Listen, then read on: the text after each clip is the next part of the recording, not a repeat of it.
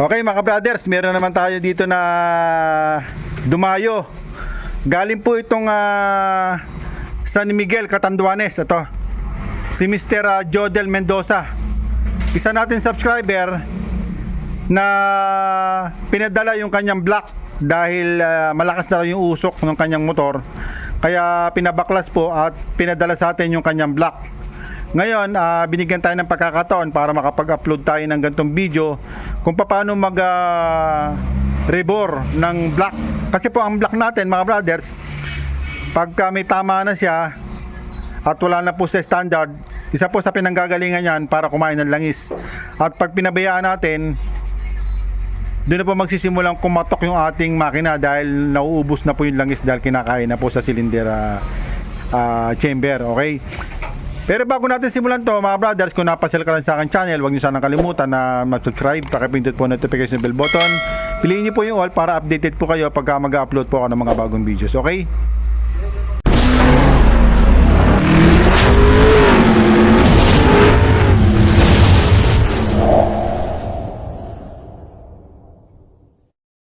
Okay mga brothers, to babaklasin po natin to, malaman natin kung ano laman ito.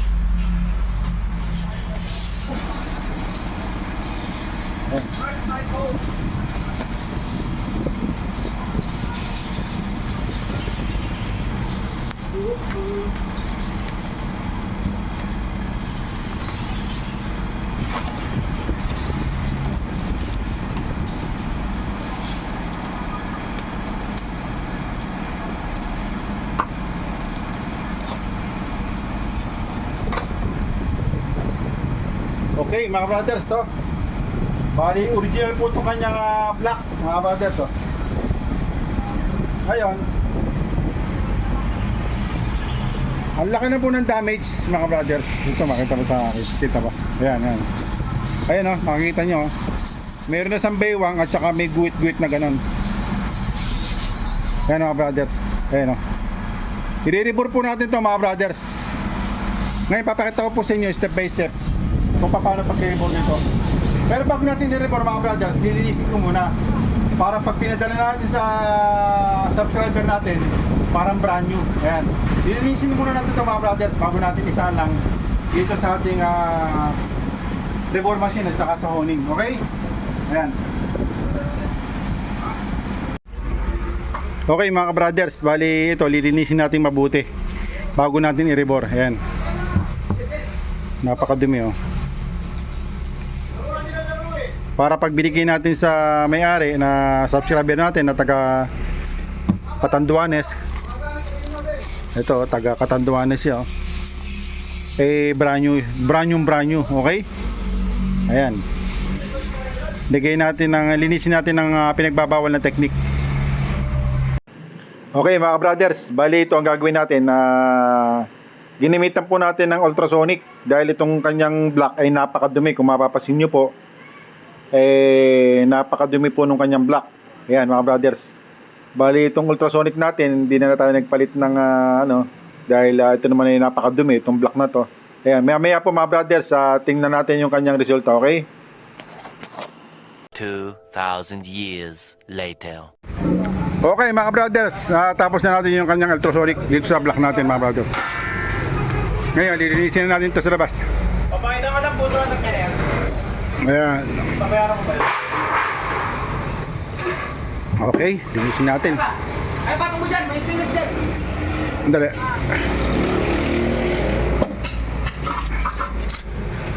Sarado na. Bubukang mabigyan. Wala pang sa'yo mabigyan ng bala? Pwede. Formatic. Ito ba ito?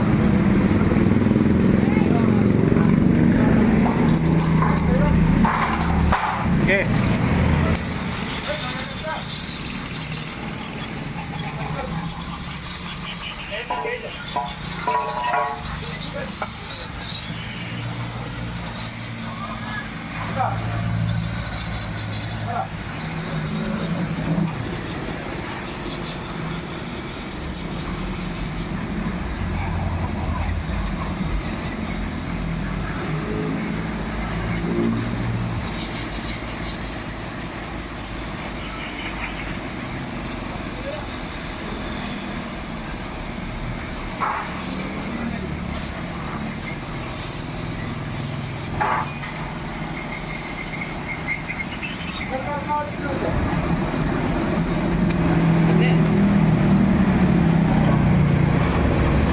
nalinis na natin.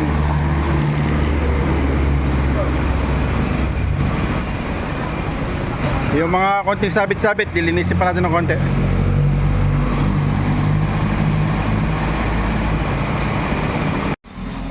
Okay, pakalinis mo.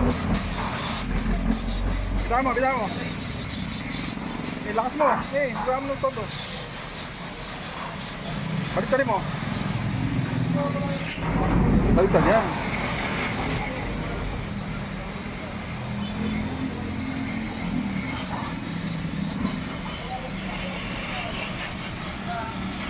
Masingit-singit.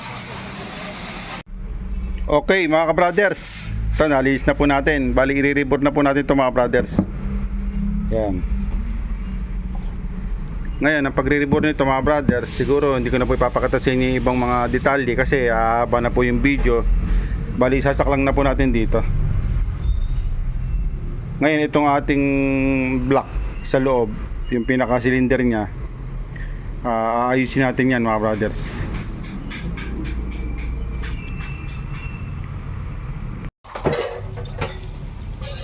Okay mga brothers, bali sasaklang na po natin to. Okay, ngayon gagamit po tayo nitong pinakaupuan nya para makaribore, pasok natin dito.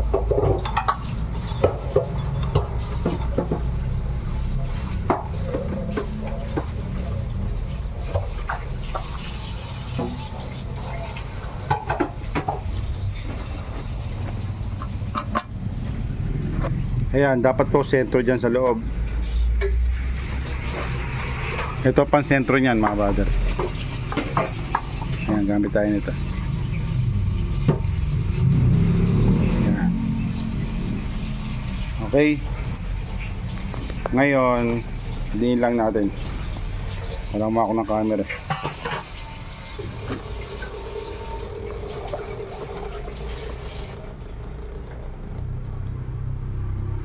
Tapos libagan natin ng konti. Higpit ulit. Ayan. Okay. Yan, ganyan lang yan. Okay mga brothers, bali itong ating nililibor ngayon na taga Catanduanes, yung kanyang block po ay standard po ng Barako 2 o 65.5 mm ng Barako 2. Pagdating naman po sa Barako 1 ay 50 ng Barako 1. Ngayon nung chinek natin, dahil may mga tama po yung kanyang cylinder wall, may mga guhit at saka may mga baywang, mukhang hindi madadali ng 25 kasi malalim. Kaya anong nangyari ito mga brother, sinet natin to ng pang 50. Sa Barako 2 po ay 50 ito mga brothers. Ito bali yung ginamit natin ay RRK. Ayan, 50 po ng Barako 2. Sa Barako 1 naman 100. Ayan mga brothers. Pagkatapos nito mga brothers, i-warning natin doon. Pakita ko po sa inyo yung magiging resulta ng ating pagre-rebore dito sa Barako na to. Okay, ayan po mga brothers. Nakaset na po yan, nag-automatic na yan pagka natapos na siya. Pusa po siyang mamatay.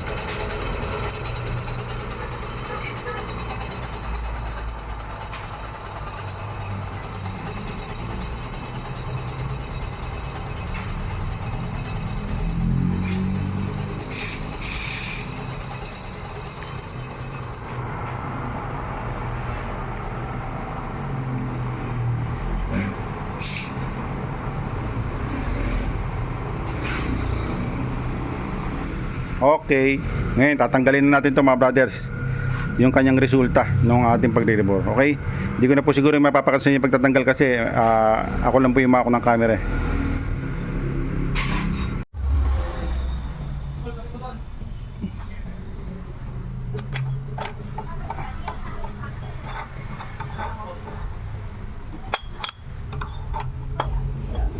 Okay, yan mga brothers.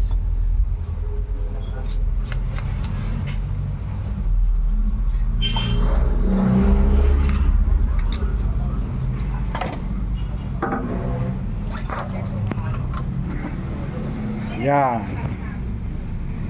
Okay, yan.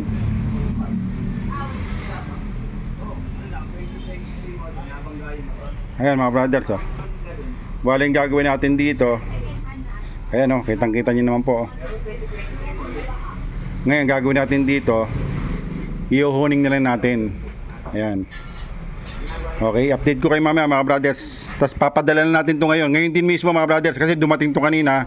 Ngayon din papadala natin para agad makabalik sa may-ari, taga Catanduanes. Okay? Mga brothers, yan. Set natin dito.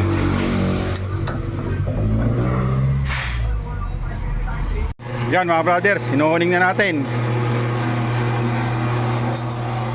Kailangan mailapat natin na maayos to.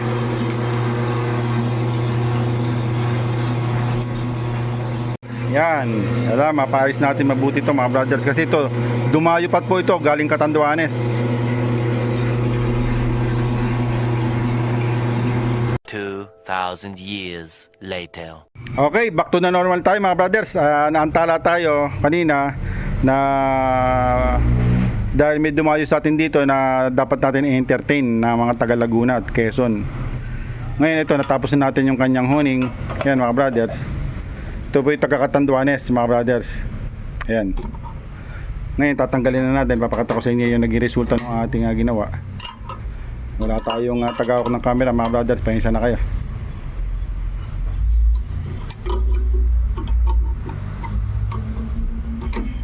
Ayan.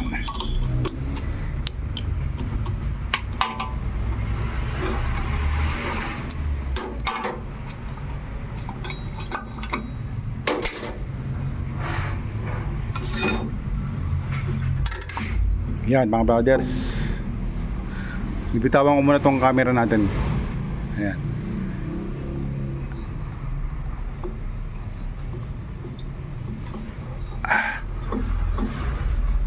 Ayan mga brothers. Wow. Yan. Ayan mga brothers. Ngayon ito mga brothers, sa pagre-reborn nito tsaka sa paghuhuning, dapat po hindi sa sobrang kintab, o dapat po may iwanan isang konting pinagdaanan ng para may dadaanan po yung langis. Kailangan po may konting scratch ng konti lang naman.